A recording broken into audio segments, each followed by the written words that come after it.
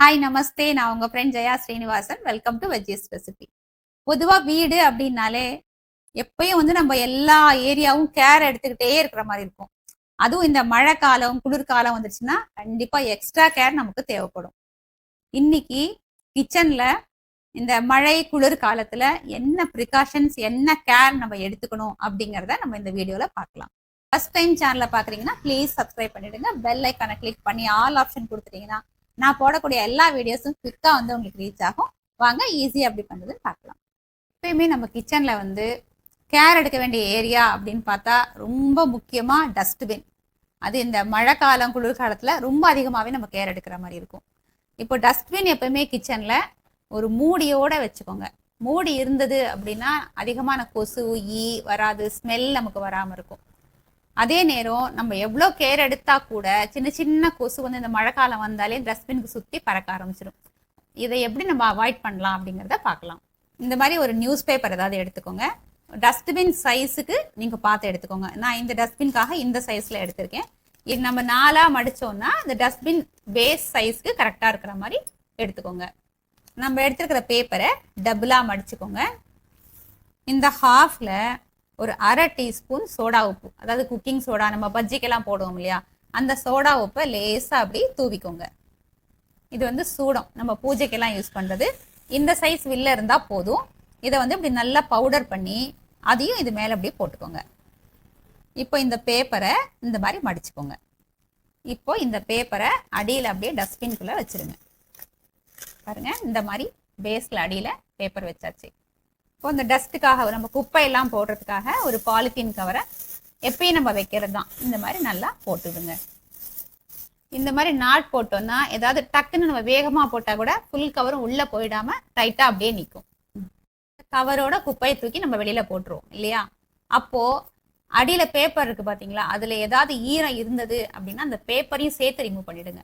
அப்படி அந்த பேப்பரில் ஈரமே இல்லை அப்படின்னா நீங்கள் திரும்பி புது கவர் போட்டு குப்பையை போட்டுகிட்டே வரலாம். அந்த மாதிரி நீங்கள் 1 வீக் வரைக்கும் இதை நீங்கள் மெயின்டைன் பண்ணிக்கலாம். இன்கேஸ் அந்த 1 வீக்குள்ளே எப்போ ஈரானாலும் நீங்கள் கண்டிப்பாக அதை மாற்றிடணும். நல்லா இந்த மாதிரி மூடியை போட்டு யூஸ் பண்ணுங்க. ஒவ்வொரு முறையும் குப்பையை போட்டுட்டு கையோட மூடியை மூடி வச்சுக்கோங்க. இந்த மாதிரி நீங்கள் மெயின்டைன் பண்ணிங்கன்னா அந்த சின்ன சின்ன கொசு, சின்ன சின்ன ஈ அந்த மாதிரி எதுவுமே வராது. பேட் ஸ்மெல்லும் நமக்கு வராமல் இருக்கும்.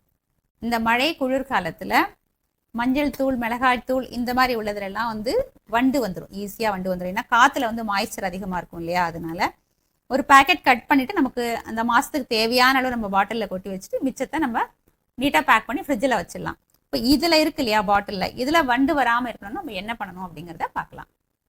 மஞ்சள் தூள்லையும் மிளகாய் தூள்லையும் கொஞ்சம் சால்ட் ஆட் பண்ணிக்கோங்க. இப்போ இந்த போட்ட சால்ட்டை நல்லா மிக்ஸ் பண்ணிக்கணும். இப்படி நல்லா மிக்ஸ் பண்ணி வச்சிட்டோம் அப்படின்னா வண்டு வராமல் இருக்கும்.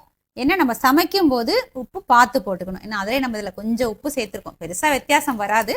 இருந்தாலும் அது நம்ம கொஞ்சம் கேர் எடுக்கிற மாதிரி இருக்கும். இந்த டிப்பை ஃபாலோ பண்ணி பாருங்க. இந்த மழை குளிர் காலத்துல நமக்கு மஞ்சள் மிளகாய் தூள்ல வண்டு வராம நம்ம பார்த்துக்கலாம். இந்த மழை குளிர் காலத்துல நம்ம வீட்டில் இருக்கிற உட்டன் ஃபர்னிச்சர் இருக்கு இல்லையா, நம்ம டைனிங் டேபிள், காட்டு, சோஃபா செட்டு, இல்லை நம்ம கேபினெட்ஸ், டோர் போட்டிருக்கோம், இது எல்லாத்துலயும் என்ன ஆகும்னா காத்துல மாய்ஸ்சர் இருக்கிறதுனால ஃபங்கஸ் வந்துடும். அதுல இருந்து எப்படி நம்ம அந்த உட்டை பாதுகாக்கிறது அப்படிங்கிறத பார்க்கலாம். ஏதாவது நல்ல சாஃப்டான ஒரு காட்டன் கிளாத் எடுத்துக்கோங்க. நான் கோகோனட் ஆயில் எடுத்திருக்கேன். நீங்க நல்ல ஃப்ராக்ரன்ஸ் இருக்கிற மாதிரி, நல்ல ஒரு வாசனை இருந்தா நல்லா இருக்கும்னு நினைக்கிறீங்கன்னா அந்த மாதிரி ஆயில் கூட நீங்க யூஸ் பண்ணிக்கலாம். இந்த துணியில கொஞ்சமா ஒரு 3-4 டிராப் நான் போட்டுக்கிறேன். இந்த ஏரியாவுக்காக நீங்க எந்த அளவு துடைக்க போறீங்களோ அந்த ஃபர்னிச்சரோட சைஸ் அதுக்கு தகுந்த மாதிரி நீங்க எண்ணெய் ஆட் பண்ணிக்கோங்க. கொஞ்சம் கொஞ்சமா போட்டுக்கலாம். நல்லா ஸ்ப்ரெட் ஆயிடுச்சு இல்லையா. இப்போ இந்த மாதிரி கையில ஹேண்டியா உங்களுக்கு பிடிச்சிக்கிறதுக்கு வசதியா மடிச்சு வச்சுக்கோங்க.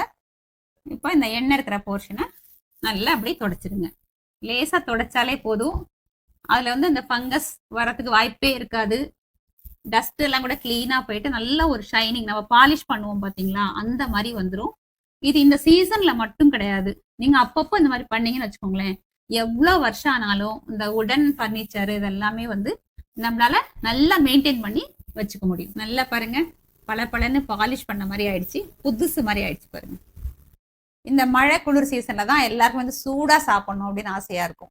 இப்போ நம்ம கிட்ட இருக்கிற ஹாட் பேக் பழசாயிடுச்சு. இதுல நம்ம ஃபுட்டு வைக்கும் போது ரொம்ப நேரத்துக்கு சூடா இருக்கிறது இல்லை. அப்போ என்ன பண்ணலாம், நம்மளோட அந்த பழைய ஹாட் பேக்ல நல்லா கொதிக்கிற தண்ணியை ஃபில் பண்ணிடுங்க. அதாவது ஹாட் பேக்ல சாப்பாடு வைக்கிறது அப்படிங்கிறது எப்படின்னா, பெரிய ஹாட் பேக்ல கொஞ்சமா ஃபுட் வச்சோம்னு வச்சுக்கோங்களேன், அது புதுசா இருந்தாலும் சரி ரொம்ப நேரத்துக்கு சூடா இருக்காது. இந்த ஹாட் பேக் சைஸ்க்கு நம்ம ஃபுட் வச்சாதான் சூடா இருக்கும். நார்மலாவே அது அப்படிதான்.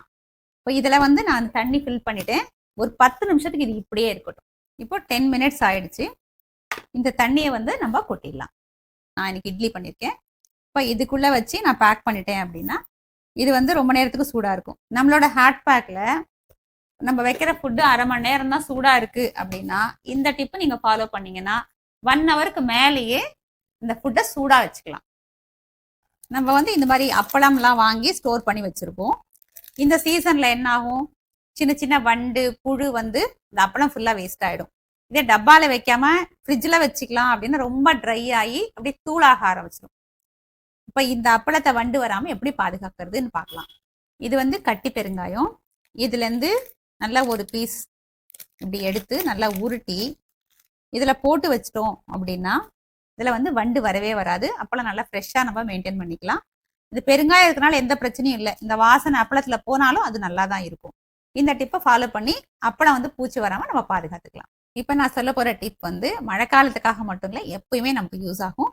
நம்ம கட்டி பெருங்காயம் வாங்கிட்டு வருவோம் இல்லையா, வாங்கிட்டு வரும்போது கொஞ்சம் நல்லா அப்படி சாஃப்டா ஃபிளெக்சிபிளா இருக்கும். ஆனா இதே கொஞ்ச நாள் ஆயிடுச்சுன்னா அது அப்படியே கல்லு மாதிரி ஆயிடும். நம்ம அப்புறம் உடைக்கிற மாதிரி ஆயிடும்.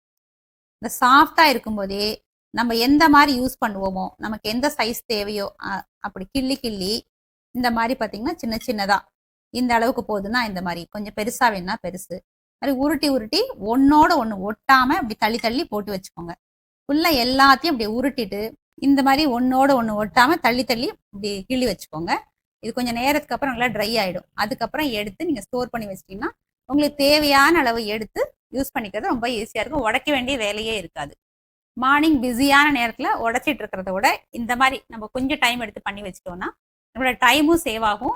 டென்ஷன் இல்லாம ஈஸியா வேலை பண்ணலாம்.